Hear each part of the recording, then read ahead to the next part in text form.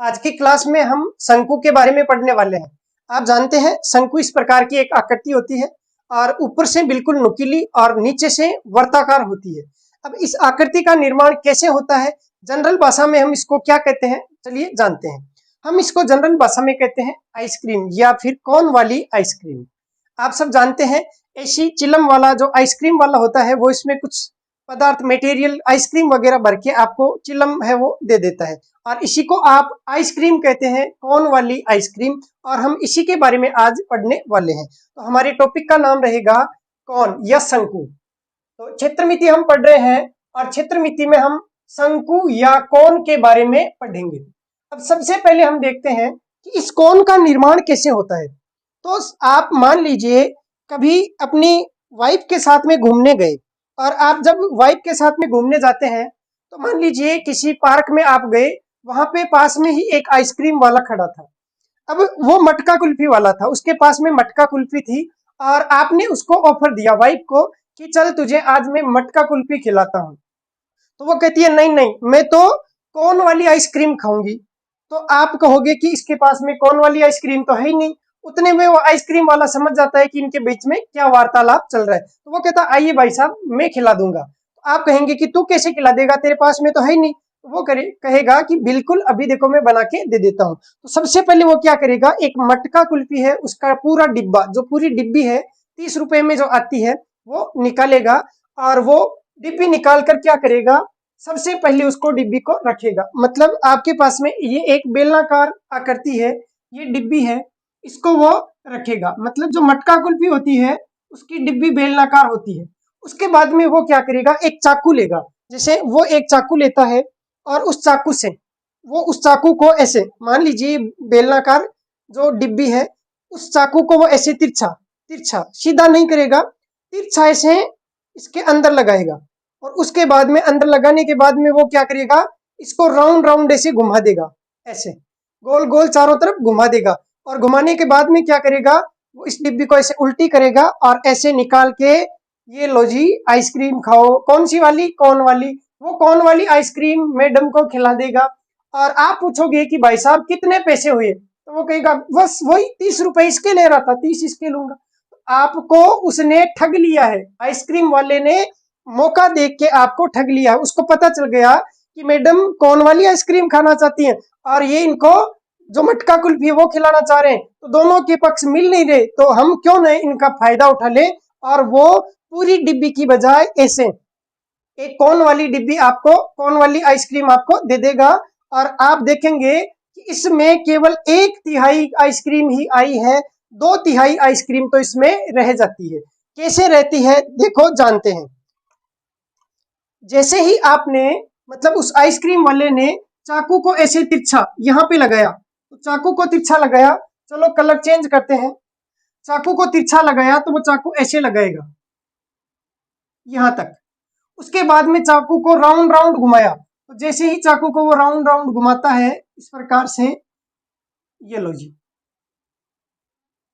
और इसको जैसे ही वो बाहर निकालता है, इसको जैसे ही सीधा करके देता है, आपको पता है कि ये जो आकृति प्राप्त होती है और ये आकृति इस पूरी आइसक्रीम का 1/3 होती है। अगर ये देखें, जनरली देखें तो देखो यहाँ पे एक त्रिभुज आपको सामने से दिखाई दे रहा है, एक त्रिभुज यहाँ पे दिखाई दे रहा है और एक त्रिभुज यहाँ पे दिखाई दे रहा है। तो 3 त्रिभुज थे, उसमें से आपको केवल एक दिया है। याद करने के लिए बता रहा हूँ, 3 त्रिभुज है, इसमें से एक दिया है। तो 3 में से एक दिया है, इसका मतलब 1/3। जैसे बचपन में आपके कई बार ऐसे अंक आए होंगे 9/10। इसका मतलब वह मैडम ने आपको 10 में से कितने नंबर दिए, 9। कई बार ऐसे भी आए होंगे मेरी तरह 3/10 और कहा होगा कि आज आपको पिताजी से साइन करवा के लाने हैं। आपने खूब होशियारियां भी की होगी, घर पे जैसे ही कॉपी लाए आपने इसका किया ऐसे और पिताजी को कहा पिताजी इतने नंबर आए हैं। पिताजी ने कहा ठीक है, साइन कर दिए। और दूसरे दिन वापिस जब गुरुजी के पास गए तो ब्लेड से इसको वापिस ऐसे काटा और कहा कि ठीक है गुरुजी, साइन करवा के लेके आ गए। तो इसका मतलब क्या था, 10 में से 3, तो जो बट्टे में होता है वो पूरा और उसमें से जो ऊपर लिखा रहता है वो प्राप्त होता है। तो 10 में से 3। तो इस आइसक्रीम वाले ने क्या किया, 3 हिस्सों में से आपको एक हिस्सा दे दिया, इसका मतलब 1/3। अब ये जो मटेरियल होता है, पदार्थ होता है, वो होता है आयतन। तो यहाँ पर ये जो डिब्बी है ये बेलनाकार डिब्बी है और बेलन का आयतन कल आपने देखा था पाई आर स्क्वायर एच होता है। तो इस शंकु का जो आयतन है वो बताइए कितना हो जाएगा। इसका 1/3 मतलब 1/3 और इसका कितना है पाई आर स्क्वायर एच। तो इस शंकु का जो आयतन होगा वो 1/3 पाई आर स्क्वायर एच हो जाएगा। तो बताइए अब आप कभी भी इसको भूलेंगे क्या? बिल्कुल नहीं भूलेंगे। आयतन तो बहुत आसान है, बेलन का जितना आयतन उसका 1/3 शंकु का आयतन, मटका कुल्फी वाली आइसक्रीम का जितना आयतन उसका 1/3 शंकु वाली आइसक्रीम का या कोन वाली आइसक्रीम का आयतन। तो ये शंकु या कोन वाली आइसक्रीम होती है, ये इसका 1/3 होती है। तो आयतन आपने पढ़ लिया। दूसरा हम देखते हैं पृष्ठीय क्षेत्रफल। क्या देखना है? पृष्ठीय क्षेत्रफल। अब इसका देखो पृष्ठीय क्षेत्रफल क्या होता है, आप यहां पे देखना थोड़ा सा। ये शंकु जो होता है इसके निर्माण करने में आपने जो कपड़ा यूज किया है, मान लीजिए मैंने यहाँ पे आपके सामने एक शंकु बनाया था, ये एक शंकु बनाया था मैंने। इस शंकु के निर्माण में मतलब ये बाहर बाहर वाला जो कपड़ा है, इस ये कपड़ा कितना है, इसी को हम कहते हैं इस शंकु का पृष्ठीय क्षेत्रफल। चलो हम ज्ञात करते हैं इस शंकु का जो पृष्ठीय क्षेत्रफल है वो कितना है। तो हम यहां से इसको काट लेते हैं। जैसे ही यहां से इसको काटा और सीधा किया तो हमें पता चला कि इस प्रकार का है।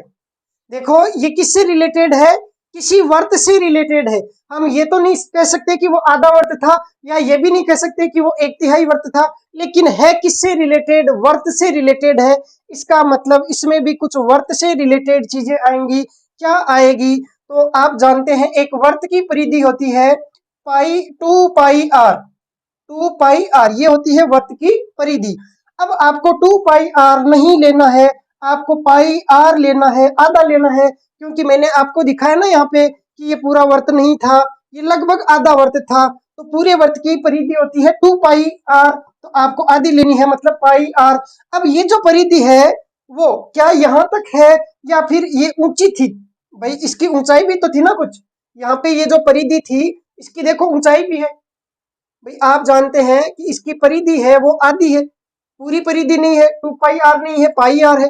लेकिन आपने इसको ऐसे बनाया हुआ है, ऐसे बनाया हुआ है, इसका मतलब इसकी ऊंचाई भी है।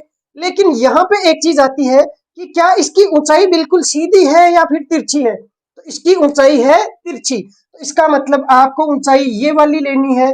अब हम ऊंचाई तो कहते हैं बिल्कुल सीधी हाइट को, बिल्कुल सीधी हाइट को हम ऊंचाई कहते हैं। तो इसको क्या कहेंगे? इसको कहेंगे तिरछी ऊंचाई या तिर्यक ऊंचाई।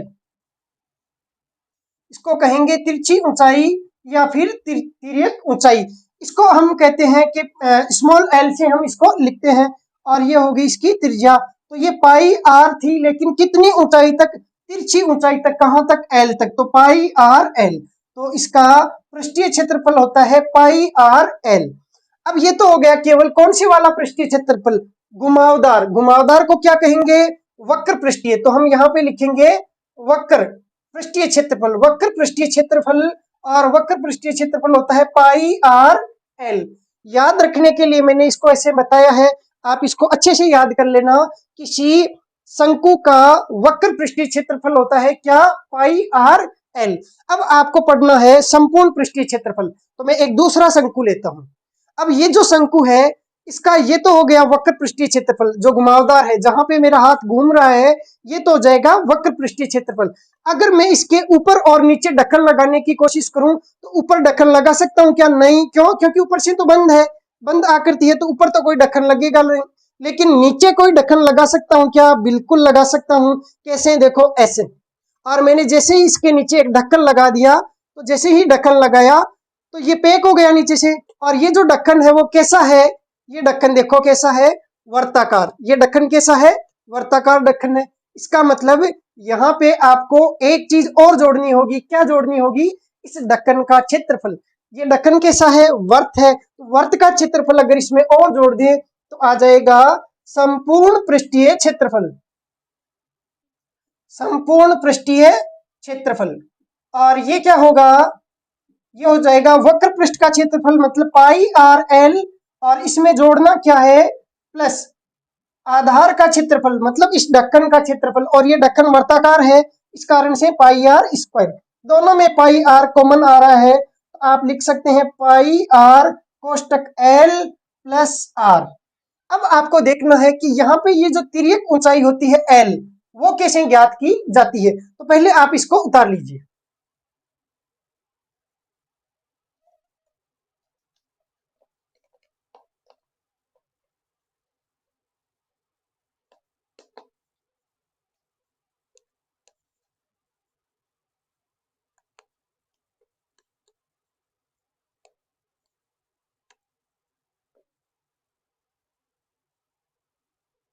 आपने शायद नोट कर लिया होगा।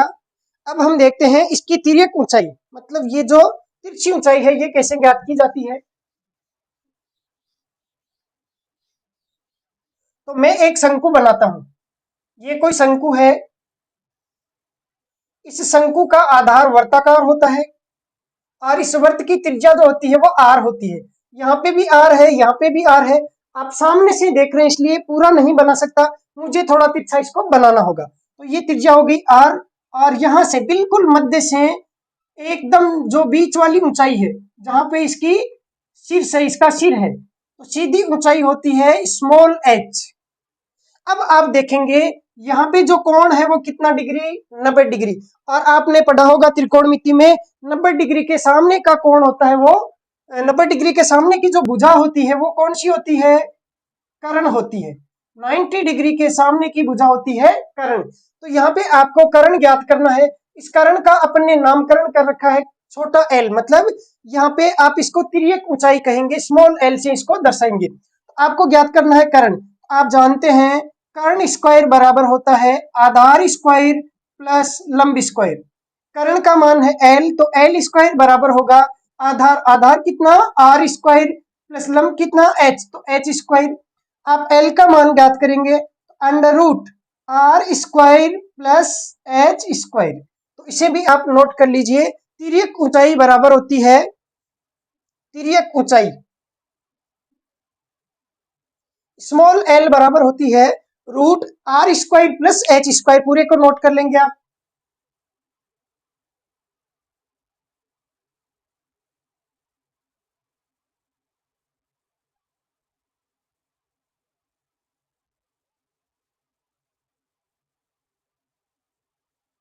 अब आप लिखेंगे इसमें एक सवाल, एक शंकु की त्रिज्या, एक शंकु के आधार की त्रिज्या, ऐसे लिखिए एक शंकु के आधार की त्रिज्या 7 सेंटीमीटर, एक शंकु के आधार की त्रिज्या 7 सेंटीमीटर एवं ऊंचाई 24 सेंटीमीटर है, एवं ऊंचाई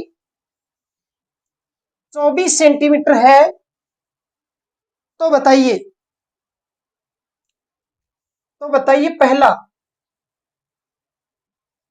वक्र पृष्ठीय क्षेत्रफल क्या होगा,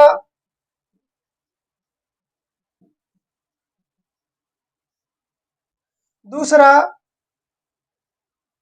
संपूर्ण पृष्ठीय क्षेत्रफल क्या होगा,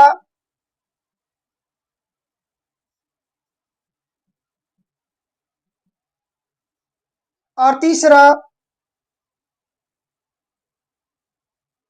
आयतन क्या होगा।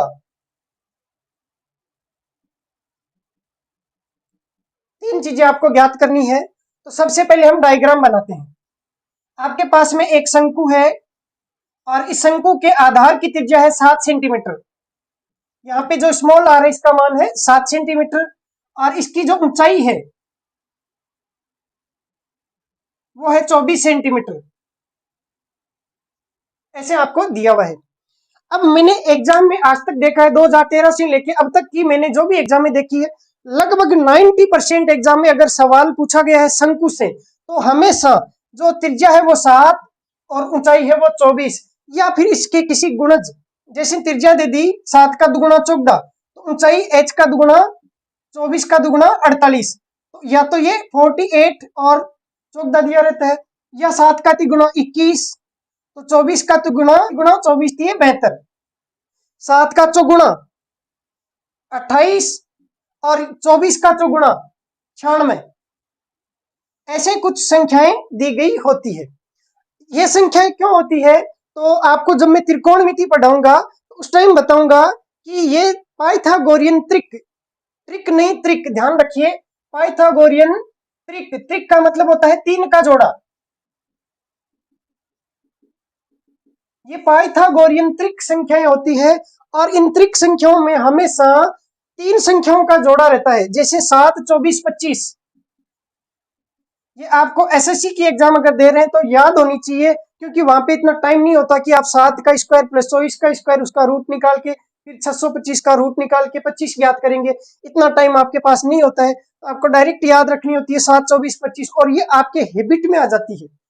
यहाँ पे 7 का दुगुना 14, 24 का दुगुना 48, तो करण हो जाएगा 50, 25 का दुगुना, 7 का तिगुना 21, तो 24 का तिगुना 72, तो 25 का तिगुना 75, 7 का चौगुना 28, तो 24 का चौगुना 96, तो 25 का चौगुना 100।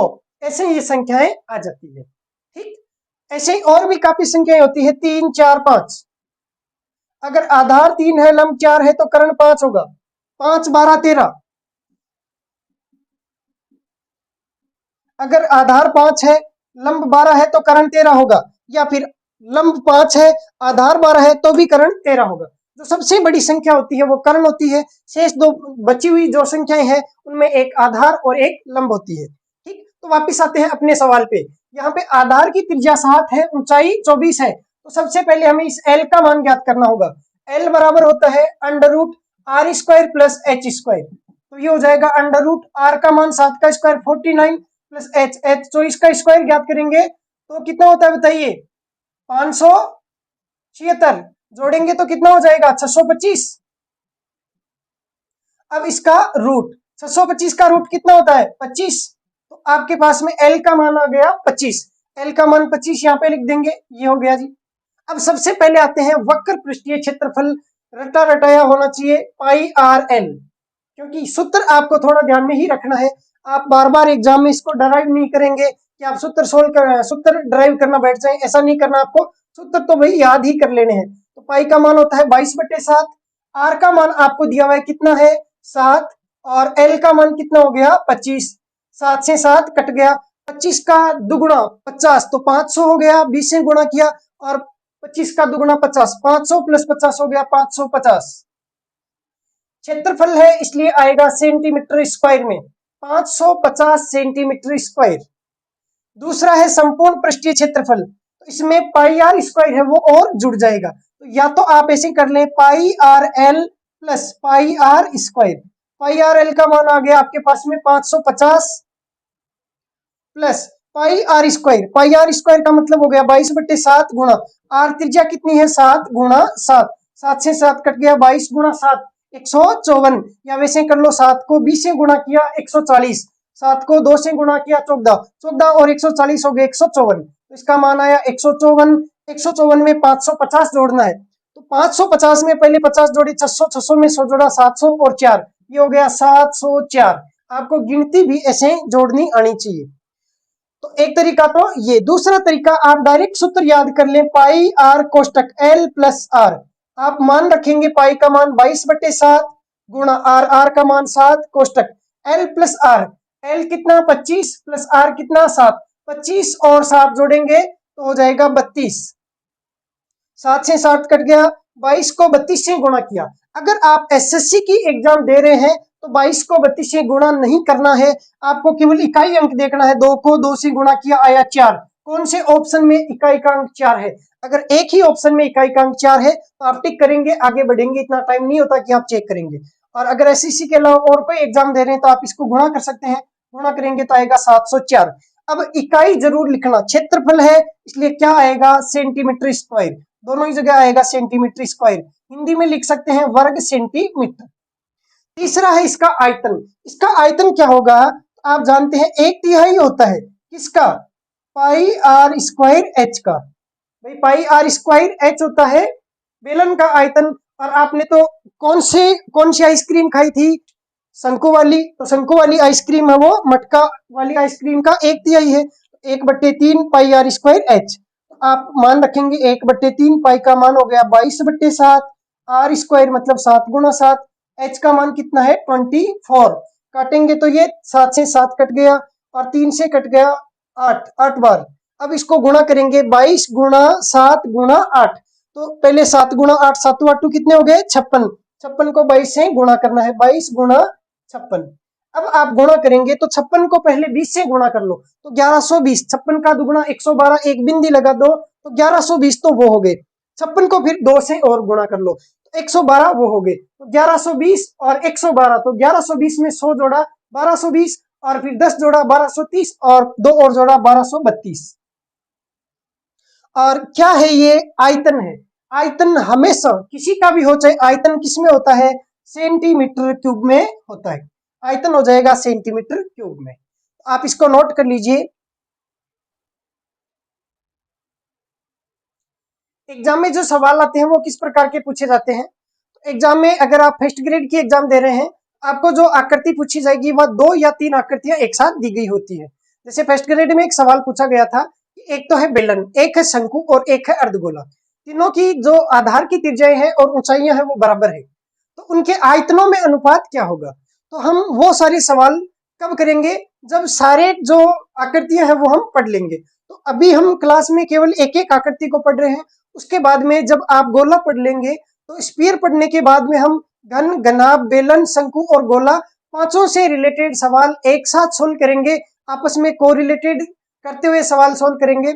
सवाल पूछे जाते हैं कि एक आयताकार गड्ढा है, गड्ढा खोदा, आयताकार खोदा, इसका मतलब वो गहराई तक होगा तो एक घनाभ बन जाएगा, और उस गड्ढे से निकली हुई मिट्टी से आप दीवार बना रहे हैं, तो मतलब घनाभ आकार का गड्ढा है उससे दूसरा घनाभ बना रहे हैं, तो उससे कितनी लंबी दीवार बनाई जा सकती है। या फिर सवाल पूछा जाएगा कि एक आयताकार गड्ढे से निकली हुई मिट्टी से एक गोला बनाया जाता है, तो उस गोले की त्रिज्या क्या होगी। तो इस प्रकार से हम एक आकृति से दूसरी आकृति बनाना सीखेंगे। या फिर सवाल पूछा जाता है कि दो गोले हैं, उनकी त्रिज्याओं का अनुपात ये है, तो उनके आयतनों का अनुपात क्या होगा, या फिर उनके पृष्ठीय क्षेत्रफलों का अनुपात क्या होगा। तो फिलहाल हम आज की क्लास को यहीं समाप्त करते हैं। कल हम स्फीयर या गोला के बारे में पढ़ेंगे और उसके बाद में एक साथ में एक बड़ी क्लास में हम सारे सवाल सोल्व करेंगे, और उसके बाद में जब ये कंप्लीट हो जाएगा तो स्टैटिक्स, और उसके बाद में मैं आपको प्रीवियस ईयर में आए हुए जो एग्जाम है उसमें सवाल है वो सोल्व कराऊंगा, और उसके बाद में आपके प्रैक्टिस के लिए प्रैक्टिस सेट चलेंगे वो करवाऊंगा, और साथ में आपकी रीजनिंग वाला पार्ट भी चलता रहेगा।